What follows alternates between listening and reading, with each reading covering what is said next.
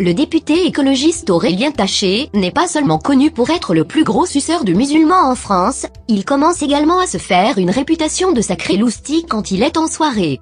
En effet, en me promenant sur Twitter, j'ai d'abord vu ce tweet du député écrit en arabe pour féliciter la qualification du Maroc en quart de finale de la Coupe du Monde, alors qu'il n'a pas eu un mot pour l'équipe de France depuis le début, mais on le comprend. Karim Benzema est absent, Olivier Giroud a battu un record de buts historique, donc ça ne doit pas beaucoup l'intéresser.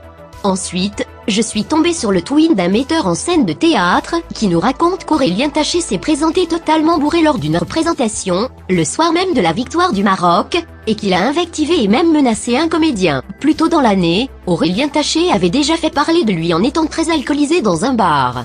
Ce soir-là, d'après les témoins, il s'est battu avec le serveur et a insulté les policiers, en les traitant de fachos de merde et en invoquant son immunité parlementaire. La République, c'est moi! Allant jusqu'à les menacer de faire intervenir leur hiérarchie, jusqu'au ministère de l'Intérieur.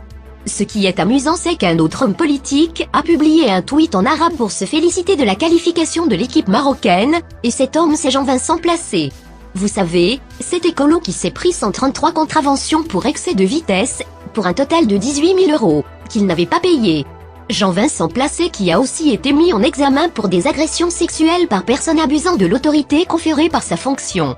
C'est quand même une sacrée coïncidence que les deux politiciens qui soutiennent l'équipe de foot d'un pays maghrébin soient également des prédateurs récidivistes de gauche qui utilisent leur rang social pour atteindre et faire taire leurs victimes. Au-delà de l'attitude agressive, je trouve ça vraiment lamentable de se servir de son influence et de son pouvoir pour tenter d'intimider des femmes qui refusent des avances, d'emmerder des citoyens lambda qui veulent juste passer une bonne soirée ou des agents de police qui font simplement leur métier.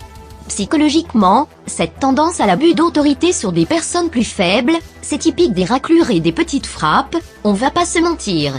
Finalement, il est assez logique de voir une certaine gauche bobo défendre en toutes circonstances la délinquance nord-africaine et les comportements hostiles à l'égard des Français, car si cette gauche met tant d'énergie à défendre la racaille, c'est en fait parce qu'elle est constituée de la même racaille en son propre sein.